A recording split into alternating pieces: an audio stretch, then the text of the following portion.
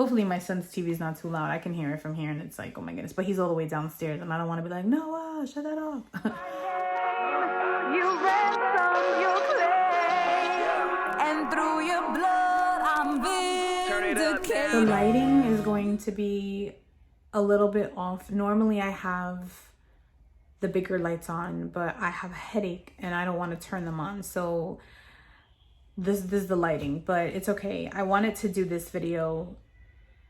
I want to be a little transparent, and I do care about those I'm connecting with. And, you know, online is not just some virtual reality, unrealistic thing. It's people sharing their lives, utilizing platforms to speak out. And that's not always easy to do. Let me just say, it's just not.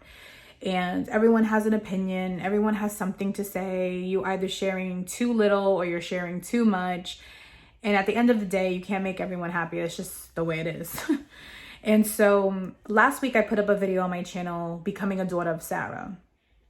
And in that video, I said part 2 will be up shortly. And I wish I had not said that because I had planned to put up part 2, but I wanted to take my time with this. I want to share as I feel led to share. I want to be open and honest, of course, but I don't want to speak on my husband's behalf, and I don't want to overshare things that he's not here to speak on, how he was feeling and things like that. And so in part 2, I feel like that's what I was doing. I was sharing my testimony, but I just want to keep it to how I became a daughter of Sarah. And I don't really want to interject Joey into it in the sense of not giving him an opportunity to speak for himself. I mean, I think if you're watching this, you can understand where I'm coming from. If someone is sharing their testimony, by all means, share your testimony. And in other words, my parents, I have a lot to do with my parents' testimony because they're my parents. But I don't have the right to share their testimony. It's their testimony. And so there's things in their life that they've been through and there's reasons behind decisions they've made. And so in my situation, I love my husband. I'm his help me, and I want to come alongside him. And the last thing I want to do is make it seem like, you know, this is what happened. And no, I want to keep the focus on how I became a daughter of Sarah. And I felt like part 2 was it was emphasizing a little bit too much of parts of the testimony that I just thought, you know, I didn't have to really go there with that. So all of that to say, you may not have seen the video, you may have seen it. And while it's true and the things I said did happen, I want to keep the focus on how I became a daughter of Sarah. Part 1 left off where I had started reading the book Daughters of Sarah. And so I should have just continued on with that. And I get sidetracked very easily. And I'm a work in progress, people. I am learning as I go along. I have not arrived anywhere. Sometimes I'm quick to say I can be a hot mess and I can be found in error. So I was not at peace with that video, and I had my husband watch it and he was fine with the video. He said it's fine, but I wasn't at peace with the video and I wanted an opportunity to redo it. So redo it with an emphasis on me, what God was doing with me at that time, and helping my sisters to understand. In order to help sisters in the sense of loving your husband and honoring your husband and being a servant at home, you do have to, I at least feel I have to talk about the messy things and the warnings of, hey, what not to do, the what nots, you know, try not to make this mistake. But if you do, know that you can go to the Lord and ask for forgiveness and take responsibility for something you've done, and know that God is merciful. And 1 John tells us if we confess our sins, he is faithful and just to forgive us. And that's what I want people to understand, is that we all have fallen short. And if we confess our sins, he is faithful and just to forgive us. And that's what he did for me. That's what he did for my husband. I love this quote. I forget who it is. I think it was Ruth Graham. Maybe I'm wrong. And it was, marriage is a union of two forgivers. And that's what marriage is two people who are forgiving one another, sometimes on a daily basis. I mean, we're two people who are living together.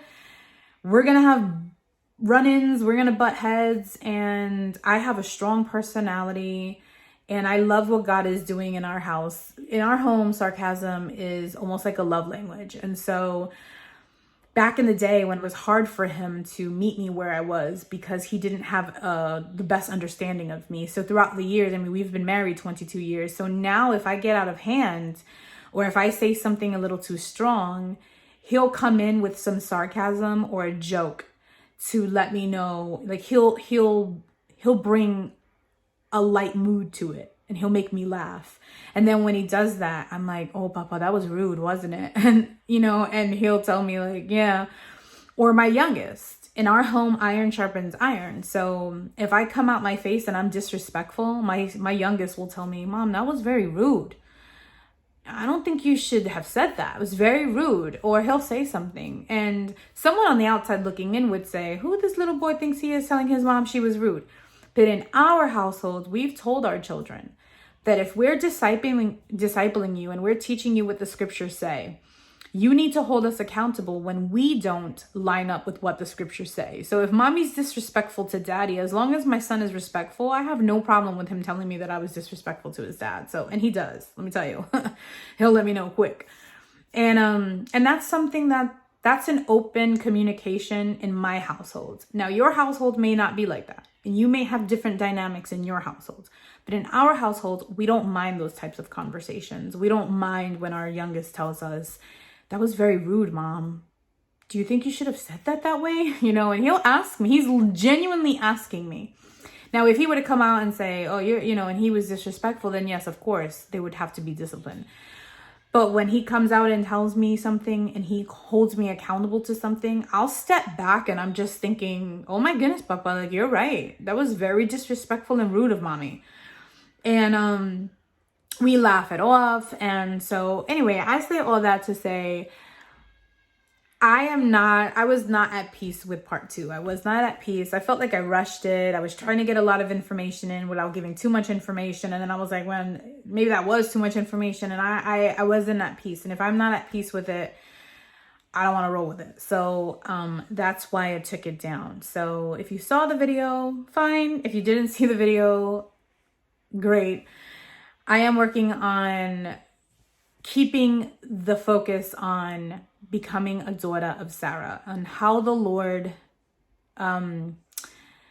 led me to, in truth, with his word, eldership, discipleship, those things, and how I moved from being, in error and coming out of error. And do I have it all together? No, I'm not perfect, but I'm okay with sharing those things. And that's not the only thing that's going to be on the channel. Let me show you guys, now that I have this on, some of the gift sets I got in the mail. So these gift sets are, let me turn it around. They come with Little Pilgrim's Big Journey 1 and 2. So if you've ever read John Bunyan's Pilgrim Progress, this is the children's version of it. So I have a bunch of these gift sets that I purchased because I want to give them away. Sorry, the camera. I want to give them away on the channel as I read. But I didn't want to do a no frills children's read aloud like I did in December. Little Watchman, what was it? The Littlest Watchman, that book, I felt like it was a children's kids read aloud, but it was like no frills. I was reading the book and then turning it around and showing you guys. And I want to work on my children's read aloud book sessions where when the kids are watching it, it's well lit, well put together, and so on and so forth. But in the meantime, I ordered some of these books because these are some of the books I'm going to be reading on the channel. I love these so much. I read these books and I weep. And sometimes before, when I would read them with my son, he'd tell me, Mommy, why are you crying? Are you crying? I'm like, yeah, I'm crying.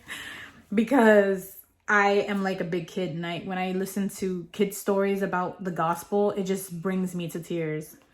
Anyway, hopefully everybody's doing well and you've had a great weekend. I hope everyone is found in perfect peace, and I'm sure I'll see you guys in the chats, in the comments. You, of course, will see me in my next video, and peace be with all who are abiding in Jesus Christ. Bye, guys.